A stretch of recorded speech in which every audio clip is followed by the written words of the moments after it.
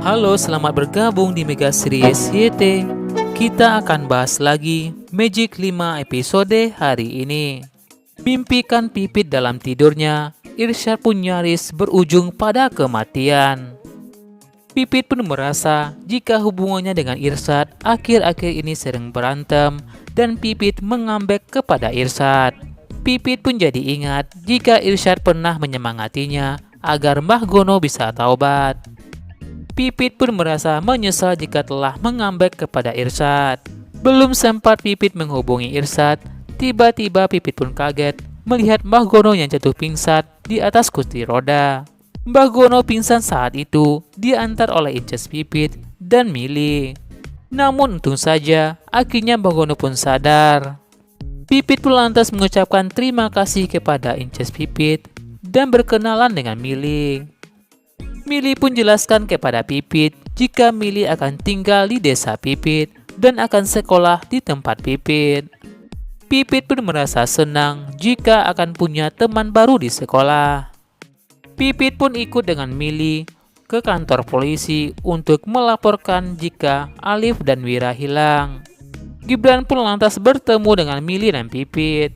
Gibran pun lantas beritahu Mili dan Pipit jika Alif dan Wira sudah ditemukan dan Wira saat ini berada di rumah sakit. Pipit pun lantas tanyakan kabar Irsyad kepada Gibran. Gibran pun beritahu Pipit jika Irsyad akan menuju rumah sakit dan Pipit pun akan menyusul Irsyad ke rumah sakit. Tak lama kemudian, Irsyad pun akhirnya bertemu dengan Pipit. Irsyad pun lantas minta maaf kepada Pipit jika tidak bisa menjelaskan Pipit yang sebenarnya. Pipit pun berkata kepada Irsyad jika Irsyad tidak peka.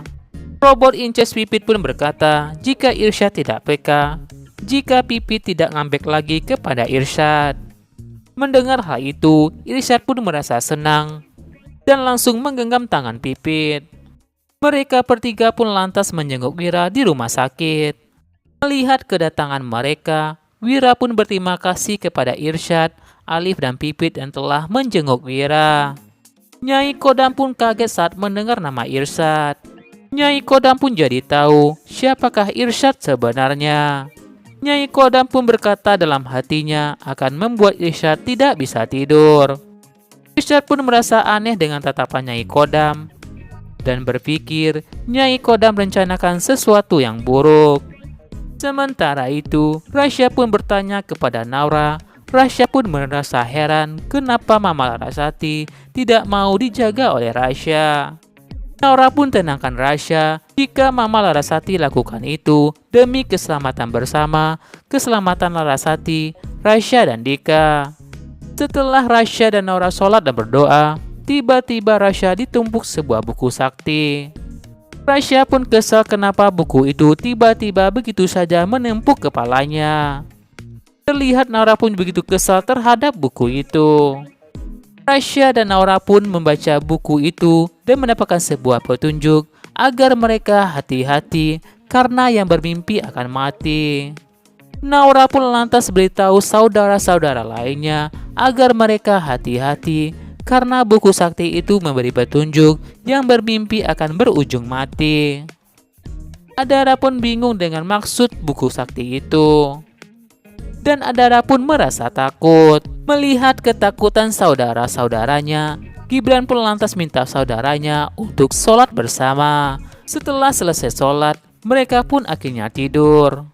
Namun tiba-tiba, Irsyad pun mimpi tentang Pipit. Irsyad pun mimpi tentang Pipit jika Pipit minta tolong kepada Irsyad. Irsyad pun lantas bangun dan panik dengan suara Pipit yang minta tolong. Irsyad pun lantas mencari-cari Pipit di mana-mana. Irsyad pun berkata akan menolong Pipit dan melindungi Pipit. Tiba-tiba Irsyad pun kaget melihat Pipit jatuh dari langit. Irsyad pun lantas menghampiri Pipit dan minta Pipit jangan mati dan ingin tahu siapa yang telah melakukan itu kepada Pipit. Irsyad pun menangisi kepergian Pipit. Namun tiba-tiba Pipit pun tiba-tiba bangun dan matanya berubah menjadi hitam. Pipit pun lantas mencekik leher Irsyad dan mengatakan jika Irsyad harus mati. Di dalam mimpi Irsyad, Irsyad dicekik lehernya oleh Pipit. Sementara itu, leher Irsyad terlihat sedang dicekik oleh kartu tarot milik Nyai Kodam. Ternyata semua itu adalah Nyai Kodam. Nyai Kodam berusaha untuk membunuh Irsyad dalam mimpinya.